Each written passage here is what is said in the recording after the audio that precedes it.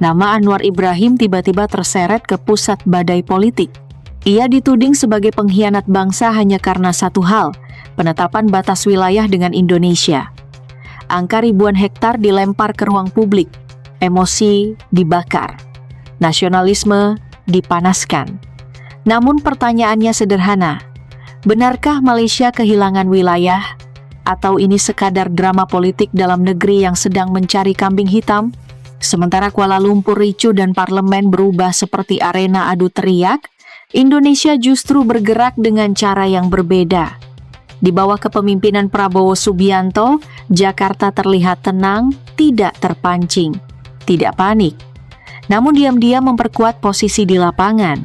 Yang membuat situasi ini semakin menarik, di tengah polemik tersebut, Jakarta kedatangan tamu penting, Perdana Menteri Australia, Anthony Albanese, tiba di Indonesia. Kebetulan, atau ada pesan geopolitik yang lebih besar? Karena ini bukan sekadar soal garis batas antara Sabah dan Kalimantan Utara. Ini soal stabilitas kawasan, harga diri politik, dan siapa yang sebenarnya diuntungkan dari kegaduhan ini. Di Malaysia, tudingan terhadap Anwar bergerak cepat. Ia dituduh menyerahkan 5.207 hektar wilayah kepada Indonesia.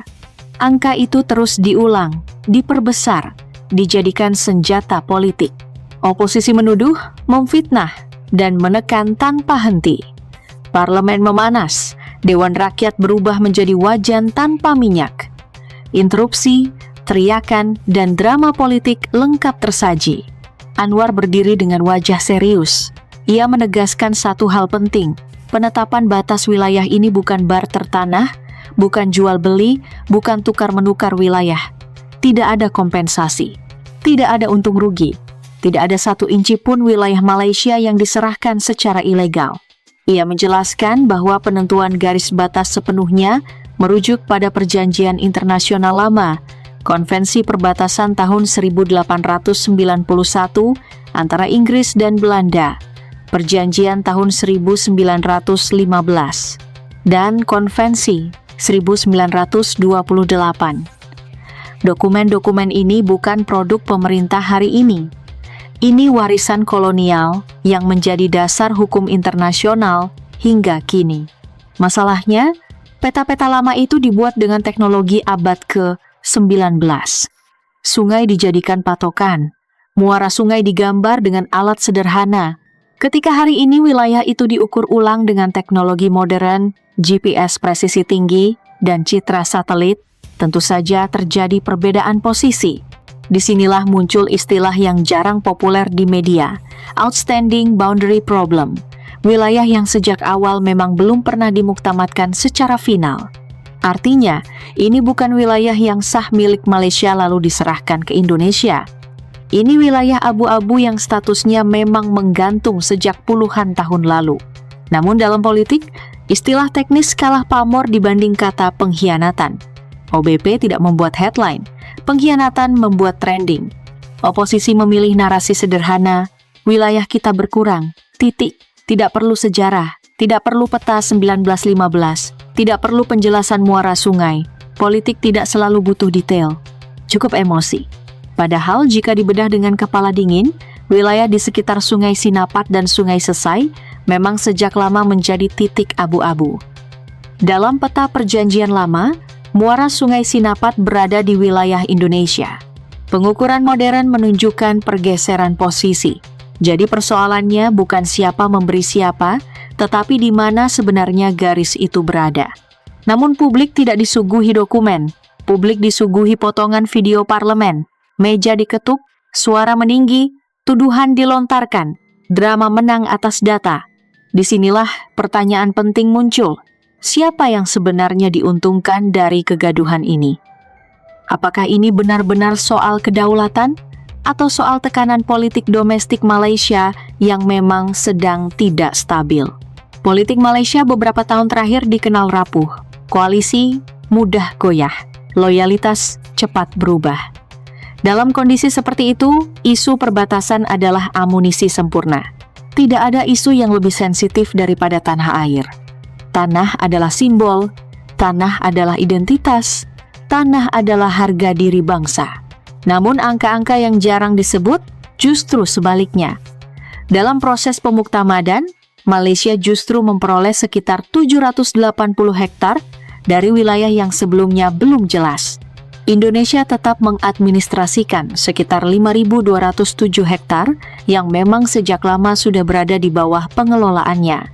Di Pulau Sebatik, tambahan wilayah Indonesia sekitar 127 hektar, sementara Malaysia sekitar 4,9 hektar. Ini bukan perampasan wilayah, ini pembukuan ulang berdasarkan data lapangan terbaru. Ironisnya, saat Malaysia bergulat dengan tudingan pengkhianatan, Indonesia justru memilih diam. Tidak ada klaim kemenangan, tidak ada euforia, tidak ada pernyataan provokatif. Dari sudut pandang Jakarta, ini proses teknis berbasis hukum internasional, bukan ajang politik. Kontrasnya mencolok. Di satu sisi, Parlemen Malaysia sibuk mencari siapa yang salah. Di sisi lain, Indonesia fokus memastikan koordinat GPS tepat di lapangan. Bagi Indonesia, batas negara tidak ditentukan oleh siapa yang paling keras berteriak, tetapi oleh dokumen, koordinat, dan kehadiran nyata negara di wilayah perbatasan. Jalan dibangun, pos keamanan diperkuat, administrasi berjalan, masyarakat perbatasan dilindungi, dan disinilah perbedaan pendekatan terlihat jelas. Malaysia terjebak dalam turbulensi politik internal. Indonesia memilih jalur administratif dan strategis. Di tengah situasi itu, kunjungan Anthony Albanese ke Jakarta menjadi sinyal kuat. Australia bukan pemain kecil. Dalam konteks Indo-Pasifik, Australia adalah mitra strategis utama.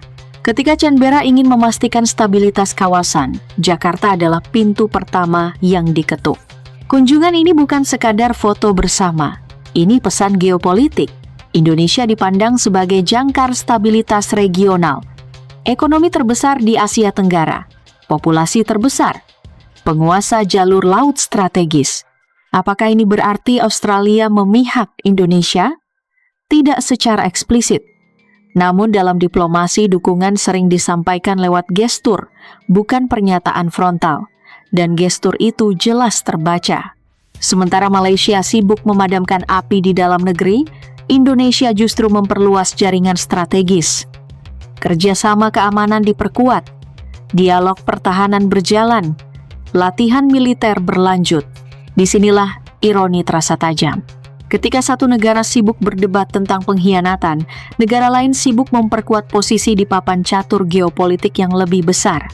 Indonesia tidak terpancing drama, bukan karena lemah, tetapi karena percaya diri.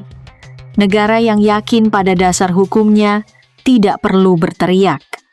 Negara yang siap tidak perlu panik. Pada akhirnya, sejarah akan mencatat bukan siapa yang paling keras suaranya, tetapi siapa yang paling konsisten menjaga stabilitas. Politik domestik boleh panas, geopolitik selalu dingin dan penuh kalkulasi. Dan dalam episode ini, Indonesia memilih bermain di papan yang lebih besar, sunyi, rapi, dan strategis.